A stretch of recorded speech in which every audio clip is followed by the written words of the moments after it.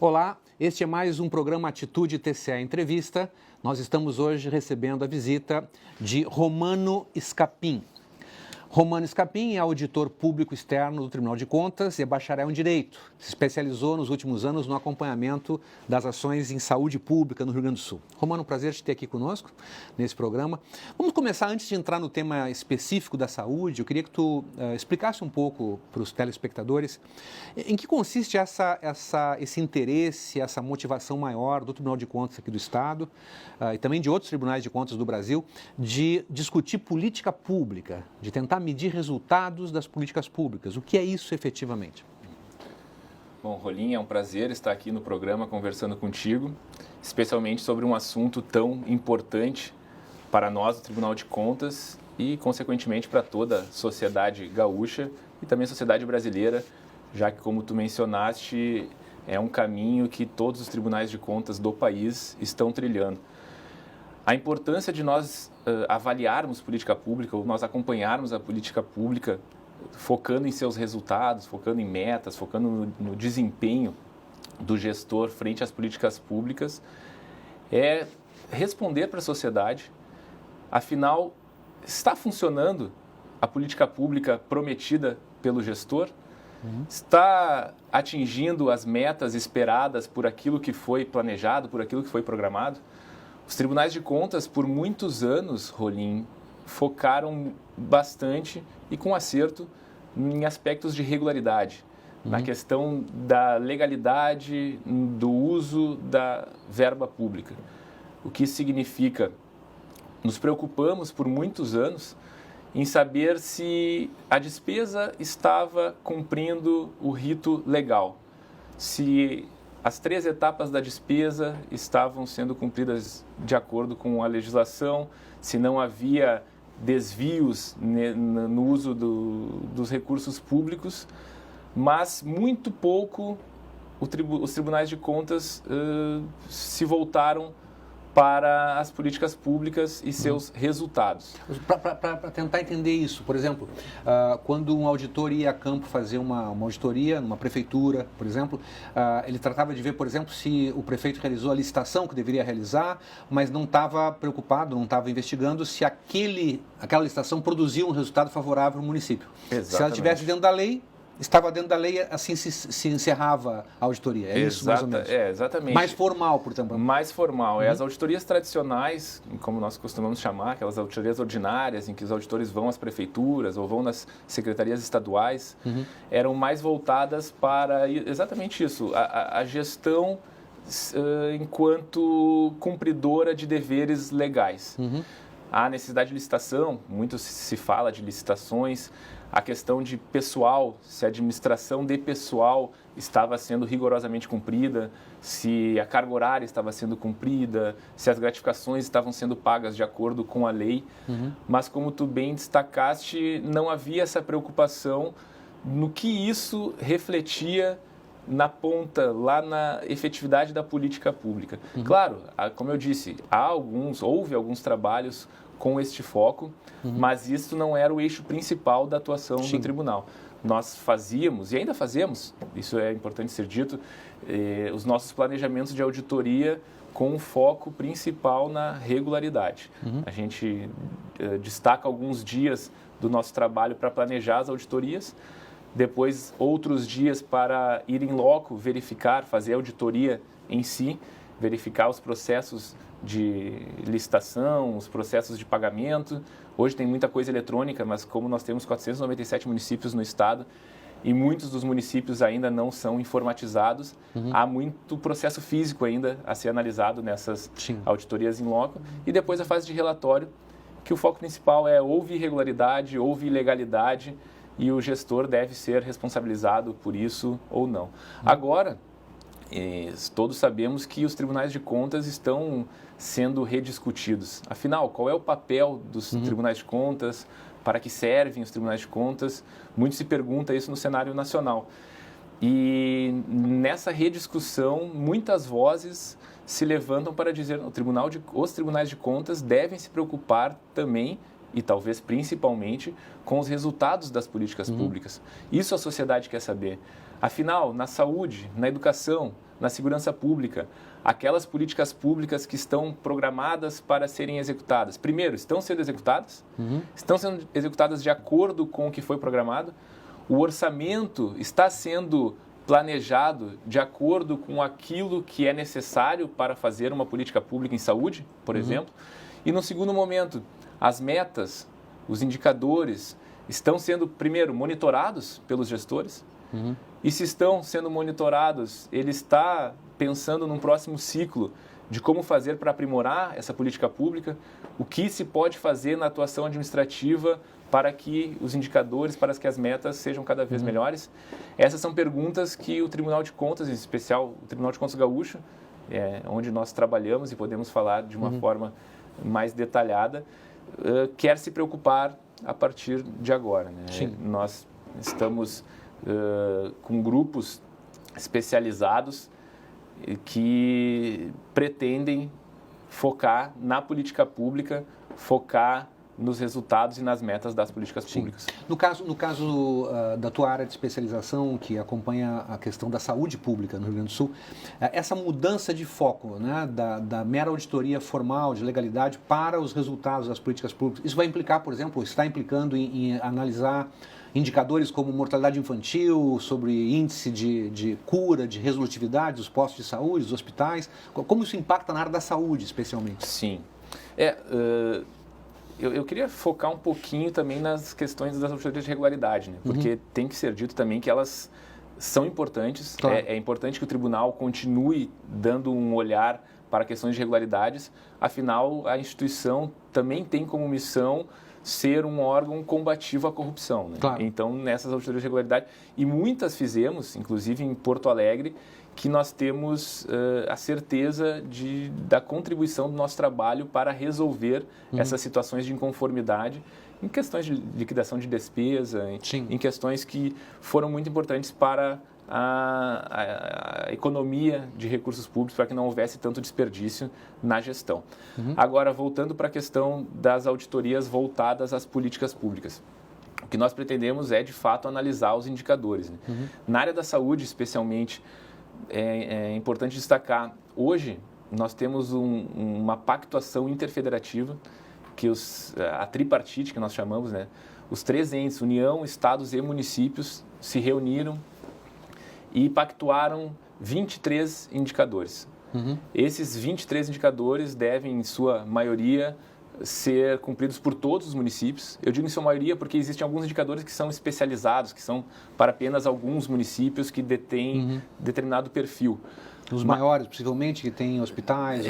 Ou alguns que têm uma situação epidemiológica específica, enfim.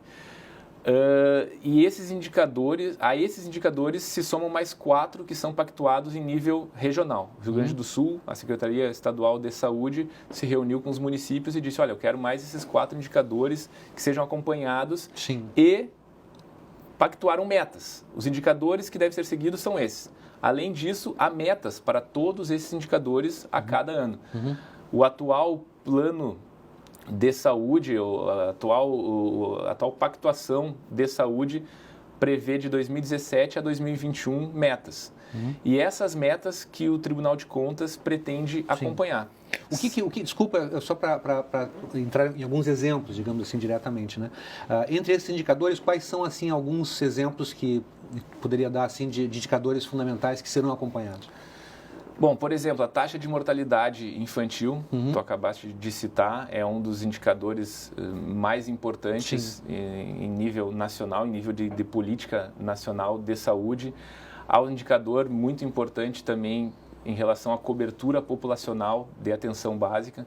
A atenção básica e a estratégia de saúde da família são políticas escolhidas nacionalmente para que o país inteiro siga de forma preferencial, e há indicadores que mensuram a cobertura da atenção básica. Afinal, dentro do teu município, lá, por exemplo, em Camaquã, qual o percentual da população está coberta pela atenção básica? E isso também é importante dizer, Rolim, serve como um critério para nós escolhermos os municípios que terão uma auditoria mais aprofundada. Sim. Nós trabalhamos com matrizes de risco, já deve ter sido comentado em algum programa aqui, e para a elaboração dessa matriz de risco nós escolhemos alguns critérios justamente para saber qual o maior risco de auditoria a ser enfrentado nos municípios, né? Sim. E esse é um deles, a cobertura populacional de atenção básica. O que significa o seguinte, quer dizer, quanto maior for a atenção básica na área da saúde, menor os indicadores de hospitalização, por exemplo. Exatamente. Portanto, a gestão na área da saúde estaria sendo mais efetiva, né? Perfeito. Ao contrário daquele prefeito, por exemplo, que não tem atenção básica e manda os pacientes de ambulância para outro município atender. Seria mais ou menos isso. Mais ou menos isso, exatamente. Até existe um indicador específico para isso, que é o ICSAB, é um indicador que mede as internações hospitalares sensíveis à atenção básica. É um indicador que quanto maior, pior. Ou seja, quanto mais pessoas foram internadas por causas sensíveis à atenção básica, significa que a atenção básica não está funcionando como deveria. Certo. E existem muitos estudos, principalmente a atenção básica não é uma invenção brasileira, né? Assim como a estratégia de saúde da família também não é.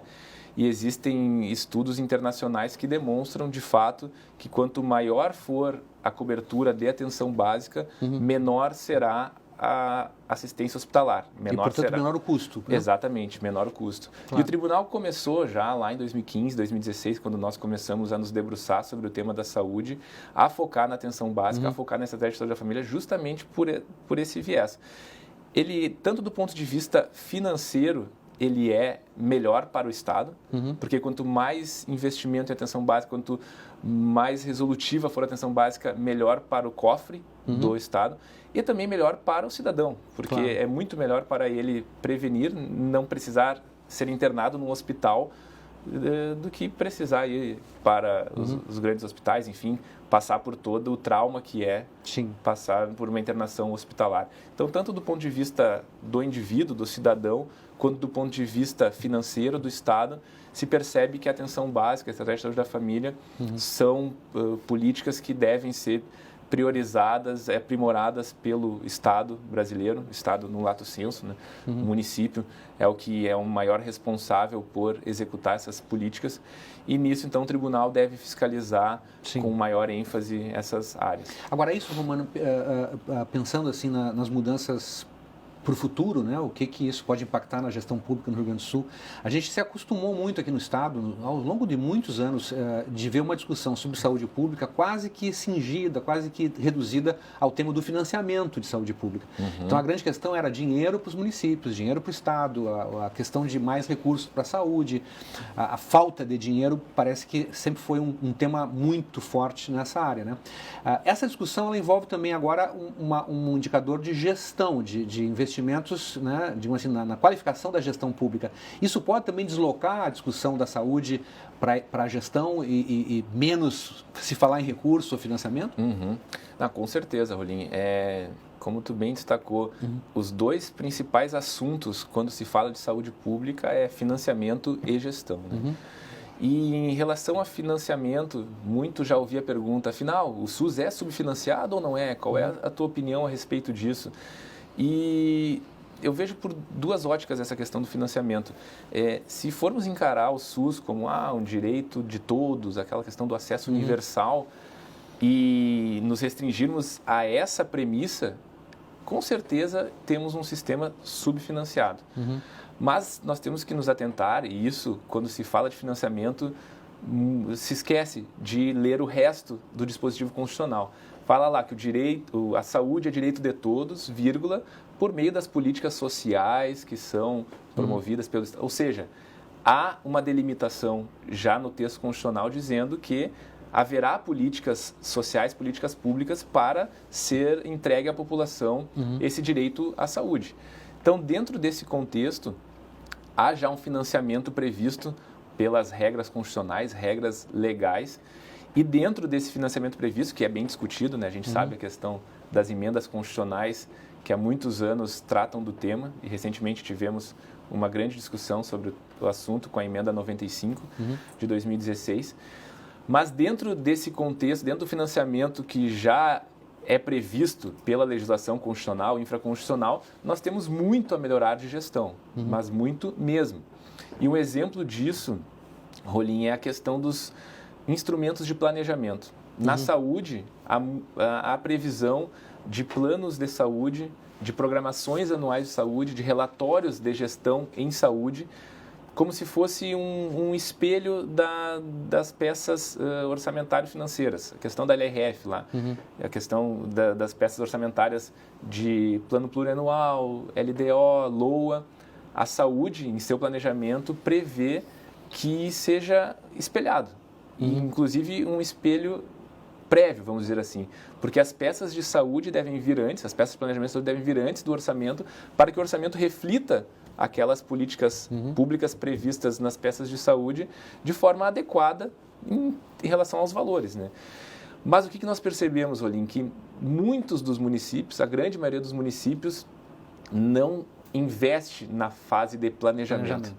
Muitos não têm essas peças, o Plano Municipal de Saúde, a Programação Anual de Saúde, e os que têm, muitos que têm, fazem um Ctrl-C, Ctrl-V de algum outro município ou de alguma assessoria e não fazem aquela análise profunda que deve ser feita sobre a situação epidemiológica da sua região, prevendo quais as ações e serviços de saúde devem ser executadas nos próximos anos para enfrentar aqueles problemas da situação epidemiológica. Então, nós percebemos, quando iniciamos esse foco sobre a saúde pública, que devemos começar pelo início, pela fase de planejamento. Da forma que está, a gente costuma dizer, desculpa te interromper, Rolim, que não tem risco de dar certo. A gente costuma brincar dizendo que não tem risco de dar certo, porque não tem planejamento. Como é que tu vai executar a política pública sem ter um planejamento minimamente adequado? Isso não, é só um comentário. Talvez esse tema do planejamento seja uma constante, assim, não só na saúde, mas em muitas áreas da administração pública no Brasil. Há essa carência, a gente nota isso muito fortemente, né? Mas eu queria só fazer uma pequena pausa aqui no programa. A gente tem uma espécie de uma janela no programa que é a frase de atitude. A gente escolhe sempre, eu escolho uma frase de algum pensador, algum escritor, enfim, e proponho ao convidado para ouvir a opinião dos convidados sobre, em cada programa, sobre essa frase. E a frase que eu selecionei para te oferecer, Romano, hoje é uma frase do Caio Fernando de Abreu, né? Um escritor gaúcho, ainda hoje muito admirado, enfim. E essa frase diz assim: mudei muito. Às vezes sinto a minha falta, mas outras vezes acho que foi um alívio. O que te parece essa frase? O que tu teria a comentar sobre ela? Essa frase tem muito a ver com o atual contexto que vivemos, Rolim, tanto em relação aos tribunais de contas, quanto sobre o que esperamos de evolução da saúde pública no Rio Grande do Sul e no país, né? As mudanças, elas sempre acabam sendo difíceis, porque é muito mais fácil nós ficarmos na nossa chamada zona de conforto, né? Continuar fazendo o que estamos fazendo, continuar sentindo o que estamos sentindo, isso para todos os aspectos da vida e todas as discussões de instituições, enfim, continuar fazendo o que está sendo feito é muito mais fácil do que a mudança. Então, por isso a gente encontra dificuldade nas mudanças. E a frase tem muito a ver com essa necessidade de mudança que os tribunais de contas enfrentam e assim como a saúde pública brasileira enfrenta. Nós viemos de alguns anos de fartura econômica, dá para dizer assim, em que a questão fiscal, a questão financeira não foi muito discutida. Sempre que havia um problema, faltavam leitos ou faltavam consultas especializadas, faltavam ações de serviço de saúde, a gente conseguia prever no orçamento seguinte mais recursos para que, de alguma forma, fosse contemplada essas necessidades. Agora, mudou o quadro. Nós estamos precisando discutir gestão, estamos precisando modificar o que nós vínhamos fazendo, né? E até citando já que tu citaste uma frase, eu sempre gosto de citar a frase, se não estou enganado, é do Einstein, né? Que ele diz que insanidade é continuarmos sempre fazendo as mesmas coisas e esperar resultados diferentes. Então, nós precisamos de resultados diferentes, tanto no Tribunal de Contas quanto na saúde pública, e nós não podemos continuar fazendo as mesmas coisas. Nós temos que nos reinventar e, por mais que seja difícil, nós temos que dar o primeiro passo e seguir nesse caminho de mudança. Eu queria te perguntar mais uma curiosidade, mas acho que isso tem uma repercussão grande, assim, larga na área da saúde pública. Essa inovação científico-tecnológica em curso no mundo, né? Especialmente a informática, a possibilidade de atendimento à distância, uma série de outras questões que estão se verificando em vários lugares do mundo, impactam também a área da saúde pública, né? No Rio Grande do Sul, vocês têm percebido de alguma forma isso? Qual a importância da tecnologia na área da saúde, né? O que a tecnologia pode trazer de mudança, né? Nós falávamos antes sobre planejamento, mas e a tecnologia? Qual o papel dela nessa história? A tecnologia, e eu posso falar em relação à gestão, né, Rolim? Claro, a questão de assistência médica, é sabido que a tecnologia contribui muito, mas eu não tenho conhecimento, então não tenho como opinar. Mas em questão de gestão, hoje em dia, se falar em gestão que queira ser profissional e não ter sistemas informatizados, é absurdo, beira o impossível, né? E quando chegamos nas primeiras auditorias, lá na Secretaria Municipal de Saúde de Porto Alegre, encontramos praticamente nenhum sistema. Todos os controles, os fluxos eram via tabela de Excel. Algo muito precário, algo muito amador. E, infelizmente, essa realidade ainda encontramos em diversos municípios do interior. Né? Isso, Porto Alegre já há alguns anos atrás? 2015, 2014. De lá para cá as coisas evoluíram bastante? Evoluíram bastante, inclusive para a regulação, né? A regulação de consulta, de acesso às consultas, de internação. Tem agora os sistemas GERCOM, Gerinte, e tudo isso nós fomos acompanhando também de forma concomitante, e isso até é elogiável da Secretaria Municipal de Saúde. Houve já umas 3, 4 trocas de secretário desde a nossa primeira auditoria, e sempre eles viram a importância do Tribunal de Contas na questão de aprimorar a gestão. Então, quando chegamos lá, dá para chamar até de uma bagunça administrativa que nós encontramos. Fizemos um relatório bastante pesado, com 300 folhas, vários anexos, e a partir daí acho que acendeu a luz de alerta para eles, e eles perceberam, não, precisamos melhorar. E acredito que a Prefeitura como um todo, a Procempa, que é a responsável pelos sistemas de informação, deram uma atenção especial. Afinal, acho que quase 30% do orçamento da capital gaúcha é em saúde, é um orçamento, grande fatia do orçamento vai para lá. Então, a gente não poderia continuar com repasses para entidades hospitalares da forma como era, com controle muito precário.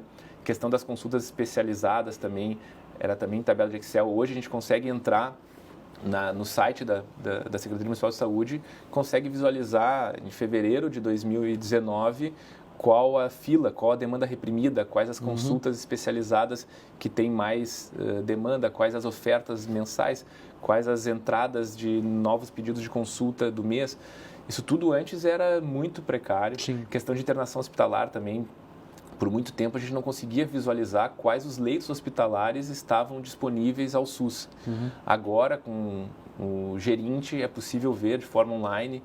A Prefeitura consegue visualizar, por exemplo, lá no Cristo Redentor tem 7 leitos disponíveis. Então, podemos deslocar para lá alguns pacientes que estão no hospital que está com superlotação.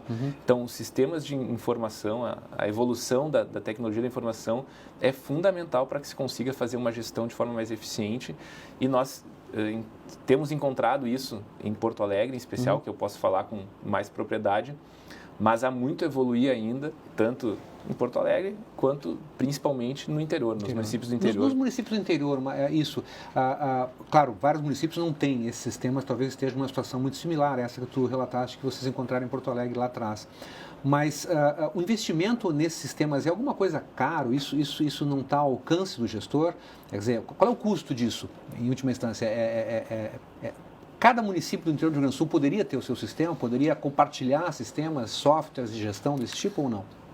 Pois a organização administrativa, principalmente do interior, é muito vinculada ao estado do Rio Grande do Sul, né? Porque tem essa distinção também, Rolim, a questão dos municípios que têm gestão plena, os municípios que não têm gestão plena, e de qualquer forma sempre é articulada. A saúde, ela é articulada, né? Sim.